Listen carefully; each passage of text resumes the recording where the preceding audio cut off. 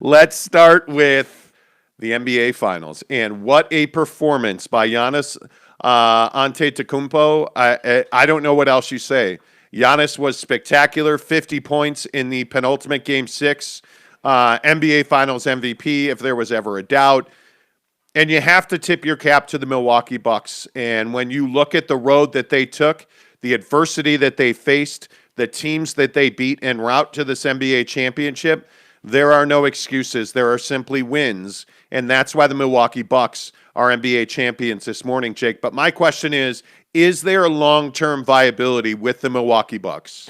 Yeah, I mean, I think obviously as long as you have Giannis as part of this team, you're in the mix, and I think last night, more than anything, in terms of winning the championship, I think Giannis really, solidified himself as like there's no doubt that now he is definitely one of the most dominant players in the league today, and I think a lot of people, not just Bucks fans, but I think a lot of people in the media are starting to want to have the conversation about, is he the most dominant player we've seen, in X amount of time? Is he, what is Giannis? And I just think right now, Giannis is just, he's one of the most dominant players in the league. Skill-wise, I think that's a different conversation. But yeah, man, I think, last night, it was more the same out of both sides. There wasn't anything last night that I was particularly surprised by, And Giannis having a big game. We specifically told you yesterday he was going to have a big game. So I'm just saying that it wasn't a surprise. Now doing 15 or 50 points, 13 rebounds, that's kind of on another level, So yeah, hats off to him. But at the end of the day, I look at this series and I can't help but feel that, like, man, dude, like I really am surprised the Suns just ran out of gas. It felt like, again, more of the silly decisions, more of the 15 turnovers in one game, more foul trouble for DeAndre Ayton. I mean, all the same things we've been talking about happened last night. So I just look at this game in totality and I say Giannis had his way, and the rest of the team didn't really do too much for the Bucks. It's kind of crazy to think about. Giannis scores 50, and the team overall only has 105 points in the game. I mean, that tells you just how reliant on Giannis they are. So is there long-term viability? Well, yeah, now that he signed that max contract, he's going to be there for a minute. I would think. You just won a championship. You got the deal. You're feeling great. You feel like this is a place you can be a while. Cool. Now you're going to be there for a while. And I think, for the rest of the league, it really just is a matter of staying healthy. I look at the playoff run. I look back and I say, I look at teams that would challenge the Bucks. I look at the Nets and I say, that's great. You put this, super team together that was supposed to conquer the world, but injuries killed you. You have to stay healthy. And I look at other teams out west and I look at, obviously we've talked ad nauseum about the Jazz and the Lakers and even the Clippers with Kawhi. You have to stay healthy. And I look at the Bucks, and what did they do? They stayed healthy. They only really lost DiVincenzo. That's the only guy that they really lost who was a contributor for them, for most of the season. So again, I just think that you have to tip your cap to Giannis, and I think it was there's no doubt it was one of the best finals performances we've seen in a long time. Yeah, I think the longevity thing's a huge question. And the Drew Holiday trade was supposed to be the thing that put them over the top, and certainly Drew Holiday played a role. My question is, how long can Giannis play at this level the way he plays? And I think that's the biggest question if you're a Milwaukee Bucks fan this morning, because how the Bucks won the NBA championship is pretty straightforward. Giannis ran people over. He absolutely exploited DeAndre Ayton's youth. He exploited DeAndre Ayton's lack of mental toughness. And frankly, he exploited the small ball style that is so prevalent across the NBA right now.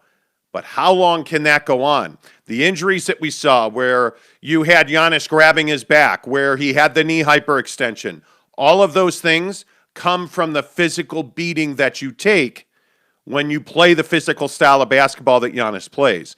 That would be a huge concern to me. The other thing that would be a huge concern to me is the offseason, because it's about to get turned. We're about to get going here. And if you look at the Eastern Conference, there's a lot of money in the banks of teams like the Chicago Bulls, the New York Knicks, the Philadelphia 76ers somehow have one of the most appealing trade chips in Ben Simmons that we've seen in this league in a long time. The Eastern Conference is going to completely change in the next 3 months. And we haven't even asked where Damian Lillard's going. Jake, I think it's going to be very difficult for the Milwaukee Bucks to stay on top of the East in the NBA coming up. A year from now, I'd be shocked if they were champions again. Yeah, so I think generally speaking in the NBA, it's insanely difficult to repeat. You look at history, and you look back to, it's funny you brought up the Bulls. You look at, Michael and what they were able to do. You look at the Warriors, this recent Warriors team with Steph and Clay and Draymond and KD, and even before KD got there, what that team was able to do. And you start to kind of think about the fact that, yeah, man, it's really difficult to repeat. And then, you look at what's coming up in this offseason, and yeah, I mean, to me, like, with all due respect to the Chicago Bulls, the New York Knicks are an absolute juggernaut waiting to happen. I mean, if they can just simply not foolishly spend their money and actually have like a productive offseason and by NBA standards, they're going to be a really good team. Julius Randle's not going anywhere, and they're going to add to that roster. And I think that, then you start to look at the draft and you start to say, okay, well, if they can draft decently with where they're at and they can sign guys and make deals, they're going to be in a great spot. I go back to the Brooklyn Nets. And I say there's not much that's going to happen with them outside of the fact that they need to stay healthy, okay? If you're hurt constantly, whether you're the Nets or you're the 76ers, you're not going to do anything. Yes. And I'm tired of hearing teams say, I'm tired of it on both sides. I'm tired of hearing if we didn't get hurt, we would have won a championship. Well, I got news for you. You did, and so you didn't win a championship. Yeah. I'm tired of that. But the other thing is that the injury thing is not an excuse. Is it why the Brooklyn Nets weren't here? No, the Brooklyn Nets weren't here because the Milwaukee Bucks were a better team when the two teams met. It's that simple. And we can talk all about the Lakers and we can talk all about Kawhi and the ACL. Injuries are not an excuse. Everybody had injuries. Everybody had to deal with them. The Milwaukee Bucks stayed healthier than you did, and that's why they're champions. As far as the Phoenix Suns go, I don't think the Phoenix Suns have anything to hold their head down about. I think, all of the NBA fans that are jumping up and down this morning that Chris Paul's not a winner, you're absolutely right. Chris Paul, I think, validated a lot of the criticism about the way he plays the game. Mm-hmm. But last night, you had a guy in Devin Booker who is so close to that breakthrough. He ran out of gas. That's the only way to put it. He was spectacular in Game 5. He gave you almost nothing in Game 6. 0 of 7 from 3, 8 of 22 from the floor. Your best player has to be better than that if you have any chance to win. And that's not even to talk about the turnovers that Devin Booker had last night. The bad decisions that Chris Paul continued to make last night. There are no excuses. You cannot hide from your game tape. The Suns were not good enough in this series to get swept out of the NBA Finals, and that's what happened. Yeah. Let's be very clear about this. The Suns won the first 2 games. The Bucks swept them after that. I haven't seen the Suns play this poorly the entire season. And the only thing that you can put your finger on and the only thing that you can point to that explains it is a lack of ability to stay fresh, to stay energized. And the difference is when you have a guy like Giannis Antetokounmpo, he was gassed. Yeah. And he put up 50 points. And there's no but he did, but he only dunks, but it doesn't matter. The guy made his free throws. Chris Paul did not. Right? That's the bottom line here. You had guys like PJ Tucker making critical plays. Defensively, offensively. The Suns didn't get that. So if you're the Suns, you hope that you grew and learned at the mid to bottom part of your roster. You hope that guys like Cam Johnson grow out of the pressure, the pressure that he felt in this series. Now, the problem is Cam Johnson's also a full-time college student. How much of a role did that play? I don't know. But a year from now, let's hope that situation's different. Because if you're going to win an NBA championship, everybody's got to be all in. Because I think this story, and I don't know what you think about this, I think the Chris Paul redemption story overshadowed what was a really good season for the Phoenix Suns. They were arguably the best team in the NBA for short stretches this season. Certainly, I would think the last month of the season, there were a few teams in the West, including the Utah Jazz, that were as good as the Phoenix Suns. And we saw that head-to-head. We saw that in the record. But the issue became, well, this is where Chris Paul gets his ring. And frankly, I think they don't get here unless they had made the Chris Paul trade. I don't think there's any doubt about that. Yeah, I would agree with that, yeah. But I think the Chris Paul story became too much. Mm-hmm. I think they relied on him too much. Yeah, well, you rely on him too much, and then he doesn't come through for you. And what position does it leave you in? He misses again. You made a great point. They win those first 2 games, everything's kosher. You're like, all right, cool, we're cruising. Now we're just going to split Milwaukee. We're going to come home and win this thing in 5. And that didn't happen. Mainly and mostly, in my opinion, due to the fact that Chris Paul just disappeared. And I think, a lot of the, we can have the Devin Booker conversation, the role player conversation, of course. Those are also factors. But I think when I look at this team is initiated by Chris Paul. Not to say that Chris Paul carries them, but if Chris Paul plays bad, it affects the rest of the offense. It slows guys down. It really hurts their efficiency and their ability to score the ball. So when I look at first we had Chris Paul wasn't moving the ball and he was just trying to play the mid-range, but the shots were going in, so it was okay. Then we had Chris Paul wasn't moving the ball, was just trying to play one-on-one, but the shots weren't going in, so now it's not okay. Then we have turnovers at the end of the game and losing a game because you decide to fall on the floor dribbling into a double team. And so you have all these things that are working, sort of not against Chris Paul, but just they're working and you can tell it's not going the right direction. So last night, what do we see? Chris Paul's not on the floor for a pretty solid stretch, in my opinion, in the third quarter. Like you're in an elimination game and Chris Paul's one of the best players on your team. And he was gone for, it must have been at least like 7-8 minutes there, And what did we see? Again, I know I keep saying this, but what did we see? The Suns were causing problems for the Bucks. Pace of play was better, getting better looks. And so, yeah, did it become too much about Chris Paul getting a ring? Yeah, I think it did. Yes. And I think they got away from who they are, which is a team-oriented brand that has lethal shooters in Booker and Cam Johnson and these guys. But here's the other question for me is, how do the Suns continue to play with pace? Because that's the thing that I think you've pointed out all series long.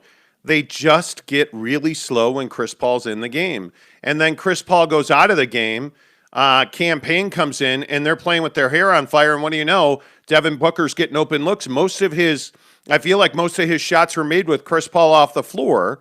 And I don't think that was accidental, because when Chris Paul walks the ball up and he skips the ball up and a lot of people will say, hey, well Drew Holiday was playing essentially 75-foot defense, He wasn't picking them up at their baseline, but he was essentially picking them up at the top of the key on the Suns' floor, on the Suns' end of the floor. Yeah. So a lot of people say, oh, well, that was Drew Holiday, and he played great defense. What do you want Chris to do? And I'm saying, okay, well, when Chris is out of the game and Drew's in and it's Cam Payne, we don't have these same problems, right? Cam Payne gets it up the floor just fine. Yeah.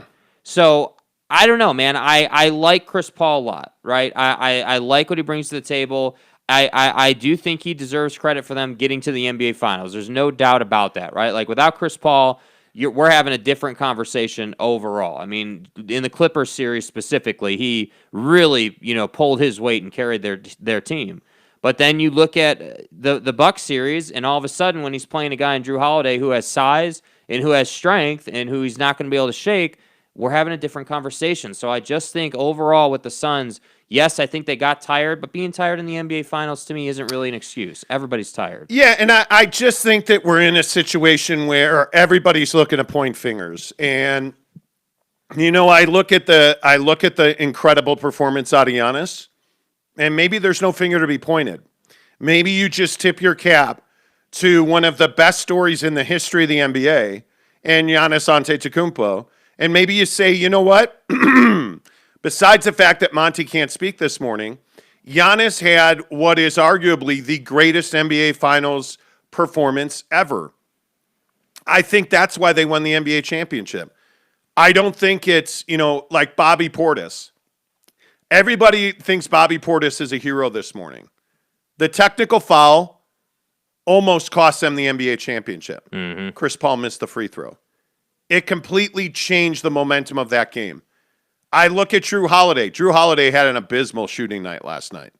I mean, he was as much as a winner can be miserable. Drew Holiday was 4 of 19 for 12 points last night. I mean, Drew Holiday was not good. And if you look at the rest of the roster, I mean, the guy that you really point to that I think changed this game was Brook Lopez. I think his second chance opportunities. I look at Pat Connaughton's rebounding, critical in the last 3 games. Pat Connaughton's offensive rebounding. You look at the fact that the Bucks had 11 offensive rebounds last night. It's why they won the series, frankly. Yeah. Giannis is spectacular, and I think we need to make sure that we say that. But I think you also need to look at the Suns.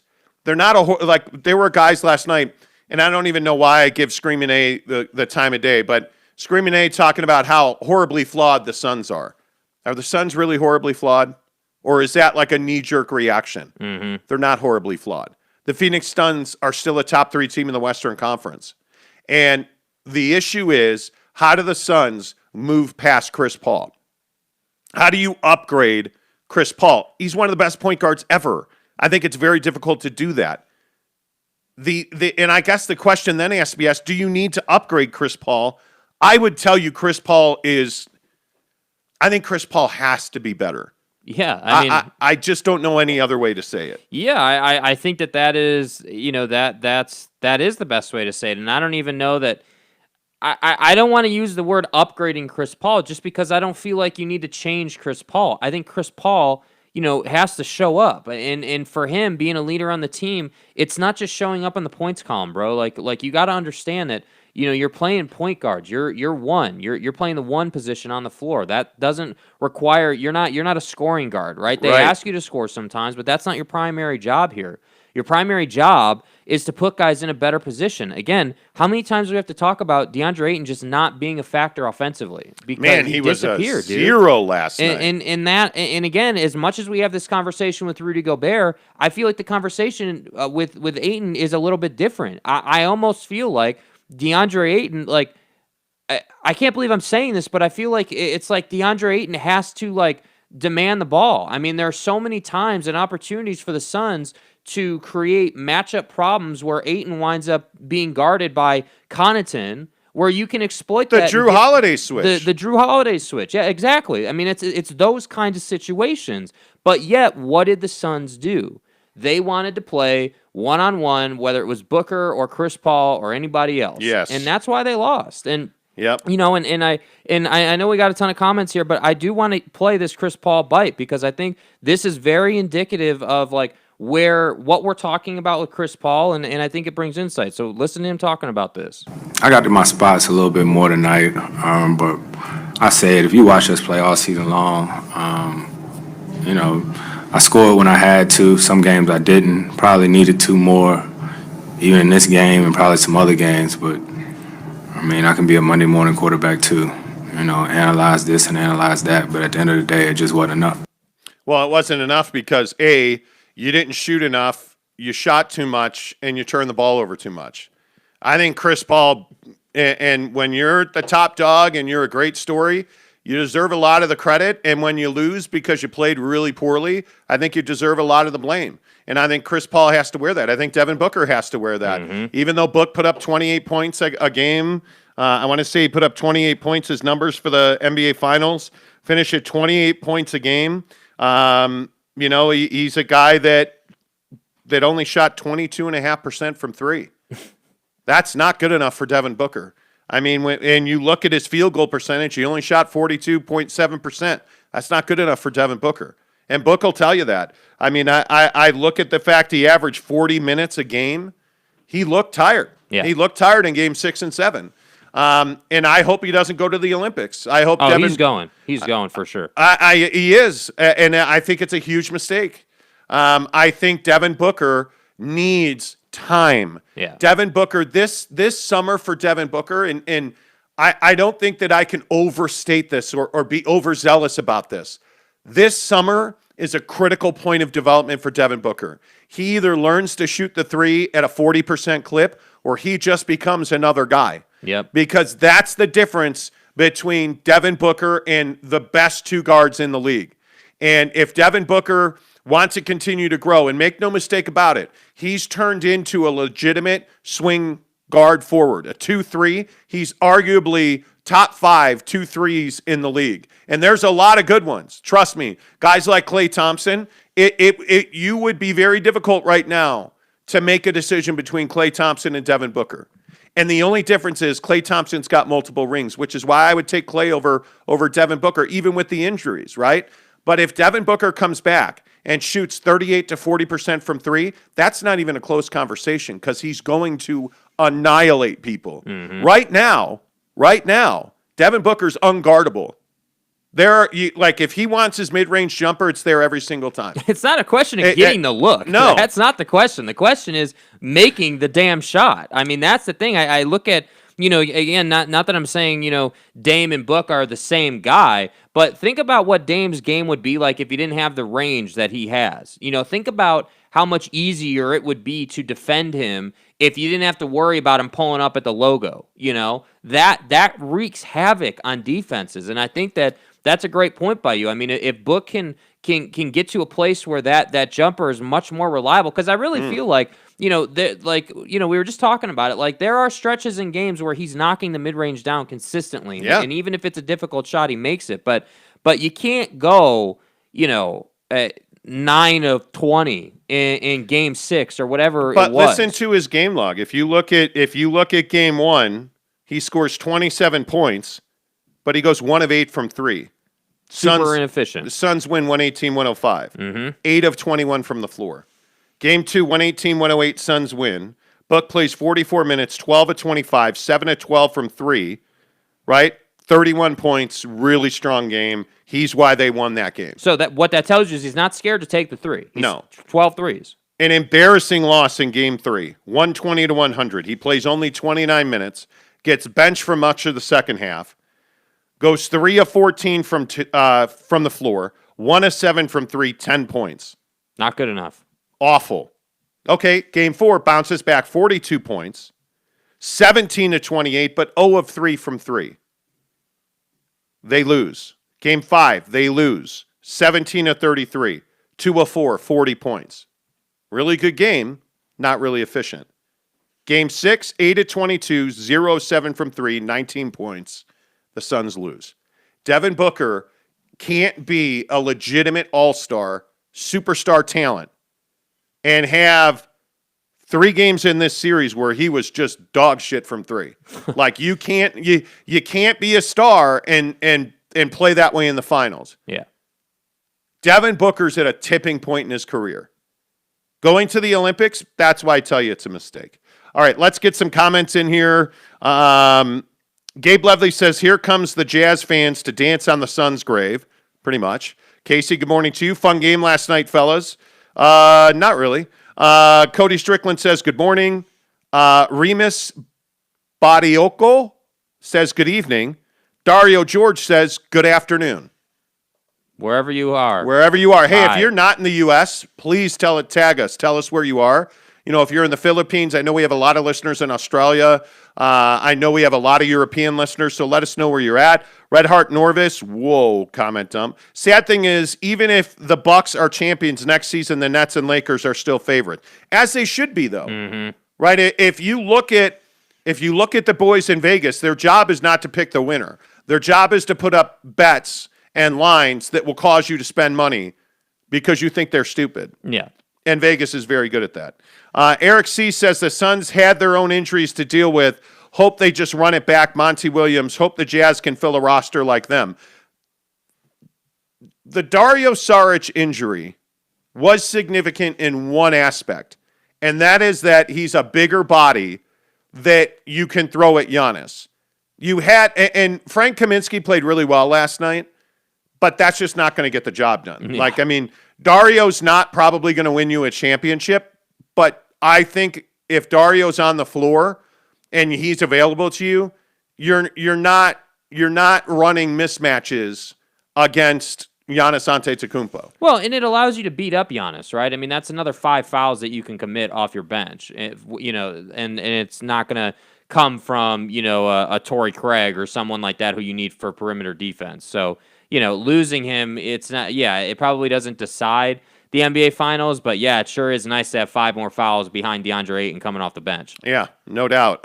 Block Rush says Freak was the best player on the floor, period. Yeah, nothing to even talk about. Yeah. Eric C. says it's a double-edged sword with CP3. I never thought I'd think that until this NBA Finals. He fell apart in the Finals. I mean, he wasn't injured, but he might as well have been. Yeah, I mean, you look at the trend, right? I mean, in game 1, I think he had like 33, and then game 2, he was 17, and then after that, he just disappeared. I mean, that's the best way to describe it. Yeah, and I don't think there's any doubt that Giannis deserves the credit. I mean, the guy was clearly nicked and dinged all series long. His efficiency. Now, granted, I mean, the Suns just were terrible rebounders. I mean, the second chance opportunities absolutely killed the Suns. But at the end of the day, that doesn't matter. Giannis, with his rebounding, his ability to dunk, I mean, he hit some really difficult turnaround jumpers. The free throw, the change in direction on free throws, it's spectacular. But I think, what I always say with Giannis is, yes, he put up 15 and 13, but I still maintain he's not the reason they won the game. I look at the other players around them. I look at the fact that you have Connaughton running from the weak side corner through the paint, getting an offensive rebound that was literally surrounded by Never 5 touched. Suns guys. And but never touched. Pat Connaughton ran straight to the basketball. And whose assignment was that? That was Cam Payne's assignment in the corner. And he let Connaughton just run free. And it's never the big foundational things that you screw up. Because if you screw up the foundational things, you're not going to be in the NBA Finals. Yeah. It's the small details like putting a body on Giannis no matter what every single time. They didn't do that. It's boxing your man out. It is understanding your assignment and executing. Yeah. Suns didn't do that. Jim Nation says Giannis became the most efficient Finals MVP in the last 20 years. Sure. Red Heart Norvis says respect to Giannis. He had a supposed season-ending injury that looked ugly and probably makes a normal guy stay in bed for 2 months. I agree with that. Tanner says the Jazz have the 4th best odds to play in the Finals next year. I think that's ludicrous. What do you guys think? Well, I mean, again, it's the odds are not formulated to, predict who's going to play in the Finals. The odds are formulated to make you bet on who's going to be in the Finals. Yeah. I mean, it's a very big difference. D Booker is not Donovan Mitchell. Case closed. No, Devin Booker's far better than Donovan Mitchell. I love all these guys on Twitter last night, and I finally had my way with some of the media members in this valley who were pointing out the fact that that Devin Booker didn't show up and Donovan Mitchell never did this. And all I said was, at least Devin Booker's in the NBA Finals. Yeah. Donovan Mitchell's at home on the couch resting his ankle. I just don't understand the need for Jazz fans to knock Devin Booker. I don't get it. I really don't. You show zero respect for a guy who would be the best player on your team without question. He is a guy that can get his shot at the rim, can get his shot from 3, can get his shot from 2. His defense is exponentially better. That's the thing that nobody talks about. Devin Booker has turned into a pretty good defender now. I don't know why Jazz fans have this lust to knock Devin Booker.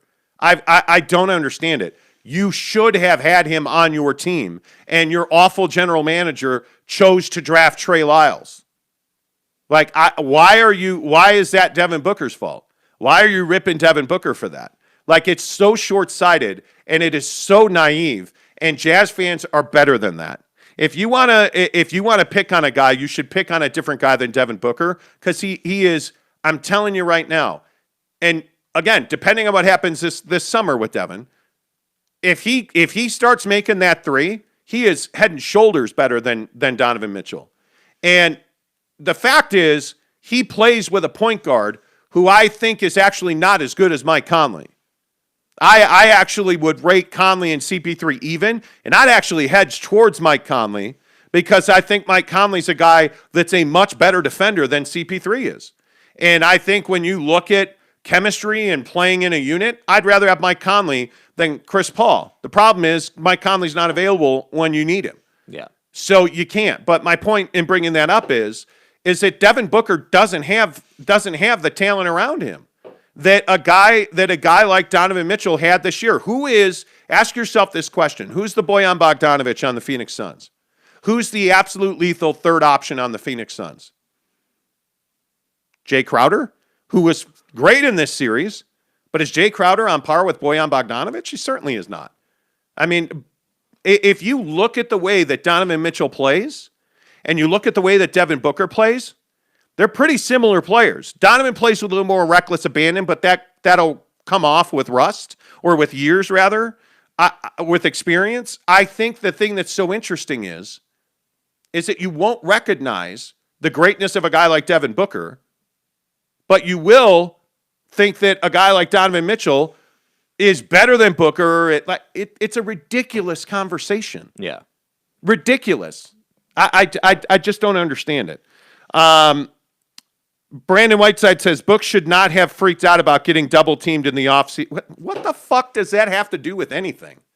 This is the thing that I think is hysterical. And Brandon tweeted this at me the other day with 20 other Jazz fans. What is Devin Booker talking about double teams in the summer have to do with anything that happened in the NBA Finals? It's weak.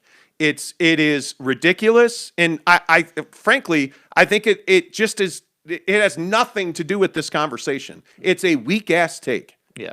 It's so ridiculous to me. Giggity says Block Rush is right. Book has NBA Finals experience and Donovan doesn't. Donovan Mitchell is a great player. He's a great player. His team is holding him back. That's what's hurting Donovan Mitchell. Donovan Mitchell is a stud. Devin Booker is a stud. Neither one of these guys sucks. Neither one of these guys chokes. Knock it off. Why do we? And you can tell I'm a little turned up on this because I hate this stuff right here. You don't have to rip a guy because your guy didn't get to the NBA Finals. Yeah. You don't. And that's what it is. They're bitter about it. By the way, the Jazz were not good. We told you this in fucking December. We told you that the Utah Jazz were not good enough to play at the top of the Western Conference and that the regular season was almost meaningless. Other than home court advantage, what did the regular season do for the Jazz? Oh, that's right. Home court advantage at the end of the day turned out to be meaningless as well. What did the regular season do for you? You know what the regular season did for you? It showed you that Donovan Mitchell is your most important player. And you need to build a core around him that can support that. That's what the Suns have done for Devin Booker. Mm-hmm. That's the difference. Why has Devin Booker got to the NBA Finals? Because the team around him came up as well. Not one player in this league can carry other 14 guys to the NBA Finals on his own. And no, LeBron James didn't do that. It just drives me crazy that people have to go and rip other guys. Mm-hmm. I'm not a huge Giannis guy. I've told you that for years now. But I respect what he did in this finals. He's rightly the NBA champion, and he's rightly the NBA Finals MVP. The guy earned it. He put up 50 points. Like, how do you show up this morning and rip Giannis Antetokounmpo? You can't. Yeah. It's impossible. It's impossible. Yep. Eric C. says Bojan isn't a lethal third option. Yes, he is. You know what the problem is? He's not a lethal second option. Which is what they asked him to be. Which is what he is for the Jazz. He's a second option who's not athletic enough on defense, so anything he gives you offensively is almost mitigated by his lack of ability to stand in front of another 2-3 guard. He is absolutely... I would have Bojan Bogdanovic on my team as a third option every single night. Every night. Because he's a great third option. The guy can shoot. I'd frankly use him more, below the three-point line. I'd use him a lot more. Because I think he showed us that he actually can get to the rim and he can get fouled and he's an excellent free throw shooter. That said, they should trade his ass and get him out of here. No doubt about it. No doubt about it. He should absolutely be traded. Yeah. I think in this setup, the issue is, and this is the Chris Paul conversation, is Bojan Bogdanovic a championship caliber player? I don't know because I haven't seen him in a championship setting. I haven't seen him on a team, and again, just being real with the Jazz, I haven't seen him on a team where the expectation is that, hey, they're going to win an NBA championship. Mm-hmm. Right? And so when everybody was all upset about, the TNT guys are saying they're not going to win a ring. Well, I mean, those of us that have covered this league for the majority of our careers. It's so obvious. Like, It is black and white. Championship teams. I can tell you right now, as their rosters sit today, the Lakers, the Bucks, the Nets, the Suns, the Clippers, certainly. the Clippers are all championship caliber ball clubs. The Utah Jazz are not. They're not. As their roster sits today, they're not. And until you're willing to embrace the truth about your team, and this is the line that we use all the time, understand who you are and where you are. Yeah. Until you're willing to do that with the Utah Jazz, you're going to keep saying Devin Booker sucks. And frankly, it absolutely undermines you. It's what, like Brandon Whiteside's, again, like bringing up Devin Booker 4 years ago in the summer saying, or whatever it was, 3-4 years ago, saying that you shouldn't double team in the summer is laughable. It is The funny thing is laughable. The funny thing is Devin Booker torched you guys, in the regular season matchups, and you still want to rip him. So I don't know, man. I just think it's a weak take. It's a short-sighted take. Eric C., I think, succinctly says it. It's splitting hairs with Book and Mitchell. It is. It really is. It is. The problem is that Jazz fans are so damn bitter about the draft and what happened that they just can't get over themselves. And I get it. You're passionate about it, but again, you're listening to the wrong show if you think that we're going to let that fly in the comments, because we're not. I mean, that's just not good enough. No, Block Rush says Donovan can shoot the three right now, and Donovan has way more heart. Oh, yeah, Devin Booker has no heart. Yeah. What do you mean he has way more heart? What are you talking about? Where? Help me understand. What's the measuring stick for having more heart? Like, Devin Booker showed more pride and heart than any other losing player that I've probably seen in the NBA Finals in a long time. The guy just kept shooting and kept commanding to get the ball and asking for the ball. And his frustration with Chris Paul is he couldn't get the ball. Did we see Devin Booker putting up brick after brick trying to play like hero ball 1-on-3? He had a couple of bad turnovers, but he didn't embarrass himself at the end of a series. And how many shots went in and out on Devin Booker last night? Yeah. A lot. And a miss is a miss, but at the same time, like there's a difference between taking a 30-footer with Donovan Mitchell and hitting the side of the backboard and taking a pretty solid look and just missing. Like, that's two different things. So, again, we're probably having an endless conversation here, but at the end of the day, Jazz fans are going to, as long as you continue to try to criticize other people for your team's shortcomings, you're going to continue to be a losing organization. And that's where the Jazz are at right now. And I think that, or that's where the fan base is at anyway. And I think that you really, instead of trying to rip Devin Booker, you should really be ripping Dennis Lindsey in the choke job that he's been doing for the last decade that's put you in this position. Yeah, and that's look, what it is. I think that when you look at Donovan Mitchell and Devin Booker, I think they're two incredible players. And I agree with, I can't remember now who said you're splitting hairs, Eric C. I agree, you're splitting hairs. But to deny, anyway, it's not worth it. And again, I will just say, if you're going to win an NBA championship, you better have a really good mid-range game. Because the Bucks didn't do it with the three ball. The Bucks did it under the 3-point line. And that's the other thing with the Bucks last night. Chris Middleton was ice cold most of the game, comes right off that pick at the end of the game and seals it. Yeah. With a pure mid-range jumper. That's just, they're just ready. Yeah, and I think the interesting thing is, like, and Ace is like, you've always hated Donovan Mitchell. Like, how have I ever said anything that would make you think I hate Donovan Mitchell?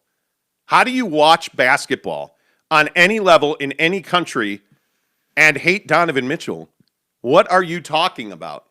I mean, it is, yeah, anyway. I just think that it's hysterical to me that, and Jazz fans are particularly more than this. Like, if I think of the teams that I've covered that have been like Laker fans are more obnoxious. Mm-hmm. They're way over the top. Laker fans and Dodger fan are essentially the same guy. I look at like the best fans I've probably ever covered in the NBA are probably Warrior fans. Like Golden State Warrior fans it's really like, again, Giant fans and Warrior fan are pretty much the same guy. They are loyal as the day is long.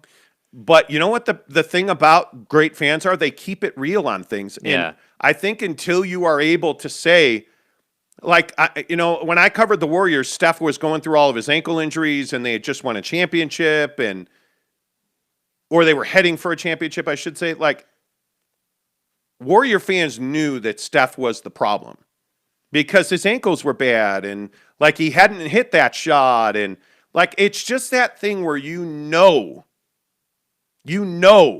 what's wrong with your team.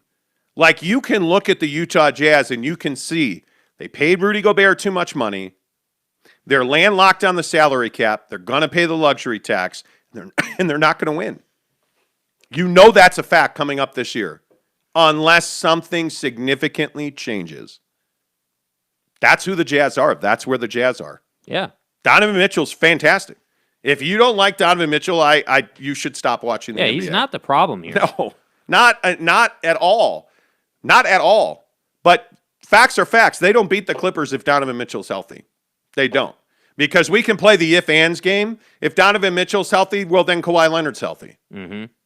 And the issue is not Kawhi Leonard versus Donovan Mitchell or vice versa. The issue is who's going to stop Reggie Jackson. The issue is who's going to stop Marcus Morris. The issue, Well, it's the classic Joe Ingles is in Paul George's head. It's like, no, he's not. Yeah. That's the same thing as saying Devin Booker shouldn't be complaining about double teams in the summer, right? I mean, it's like literally the same thing. It's like these farcical takes that Jazz fans run out there instead of just saying, hey, like, yeah, we were short. We didn't get done what we needed to get done, and that's largely because of roster construction. And again, this is the question. Anytime we have these conversations, I always get to the point where I'm like, why is it such a crime? Why is it such a bad thing to just be honest and say, yeah, the roster, we came up short. We weren't able to absorb the injuries. Donovan suffered that ankle injury in Indiana on the road at that 11 o'clock matinee game, and we never were really the same. Mike got hurt again. Like, we're dealing with things. Why is that such a crime to say that? Instead, what you want to do is you want to rip Devin Booker and say that, well, we should have been there instead of the Suns, and the Suns if we are were this trash healthy, team. if Don hadn't, if Mike hadn't, come on. Dude, why can't you just say, this is what happened? This is where Jazz fans are insufferable. Yeah, and it's fine. Listen, it's fine. You haven't been. You lost to Michael. You've been through this before. I get it. You're frustrated. But at the end of the day, don't be frustrated with the product on the floor. Be frustrated with the people putting the product on the floor. That's why when we had that crap run out on the show about Dennis Lindsey's the most beloved figure in Jazz Nation right now. You be careful talking about Dennis Lindsey. Get the hell out of here fired. with that, dude. Dennis Lindsey needs his family to spend more time. No way, dude. And now No it comes chance. out that Dennis was fired. And what happened to him being beloved? Come on. Anyway, a couple more comments. Book supporting cast was better than Don. CP3 is better than Conley. Yeah, that's my opinion. But I think CP3 is a very good player. If those two, and again, all things being equal, they're healthy, they're on the floor, whatever. Mike Conley and Chris Paul are dead even right now. Over the course of their career, yeah, sure. CP3 is one of the best point guards in the history of the NBA. yeah. Right now, he's not that guy anymore. He's not. He hasn't been able to stay healthy. He, in my opinion, is a ball hog. In my opinion, he's very difficult to have as your point guard if you have other superstars on your team. Mm-hmm. We've seen that throughout his career. Whether it's Blake or Harden, now Devin Booker, they all have gotten frustrated with Chris Paul. Yeah, it'll be interesting to see what the Chris Paul dynamic is as the summer kind of wears on, and how that all sort of kind of plays out. Because I'm telling you, by the way, if you're a Phoenix Suns fan, what usually happens at the Olympics? Well, conversations. Guys spend a lot of time together in hotel rooms, especially now with Rona. You spend a lot of time sitting on cardboard beds, playing cards, sipping Courvoisier, eating fine meals, banging other athletes. Oh, that's right. And they're talking about joining each other and making super teams like the Brooklyn Nets. See Kyrie and KD. Super teams are formed by relationships. It's not, do you really think Dwayne Wade and LeBron James, that was some accident? They spent a lot of time together. And if you look at the way that teams have come together, it's because of relationships. In the Olympics, you look at why Michael Jordan and Isaiah Thomas never were Olympic teammates. Why was Isaiah Thomas not on the Dream Team? Well, it had nothing to do with his ability. He should have been there based on basketball. But Michael Jordan hated him, and that's why he wasn't there. Charles Barkley hated him. That's why he wasn't there. Mm-hmm. Devin Booker and Chris Middleton and Drew Holiday, by the way, are going to go to Tokyo, and they're going to be in that group. And they're going to talk. And I guarantee you there's going to be a conversation about Chris Paul. When they're sitting on the plane together? Yes. There's going to be a conversation about Chris Paul. Yes. And it is still my firm belief that Devin Booker plays for the Lakers. Oh, yeah. 100. Sure. Before his career's over, he will. Yeah. 100%. I think I don't think it's before his career's over. Devin Booker, in my opinion, wins a championship with the LA Lakers. And I think that is, I have not felt any stronger about that than I do today. Because you could see the frustration when Book was not getting the ball. He's standing there open. Chris Paul, the offense is set up to run a stagger screen, reverse the ball, Booker pull-up jumper at the free throw line. Instead, Chris Paul dribbles into a double team, takes a fadeaway jumper. It went in, but takes a fadeaway jumper with Giannis's hand in his face, and it's an incredibly difficult shot, and it should have gone to Devin Booker. But it didn't. Yep. And that's the things that kills a franchise. Yeah. And it's happened throughout CP's career.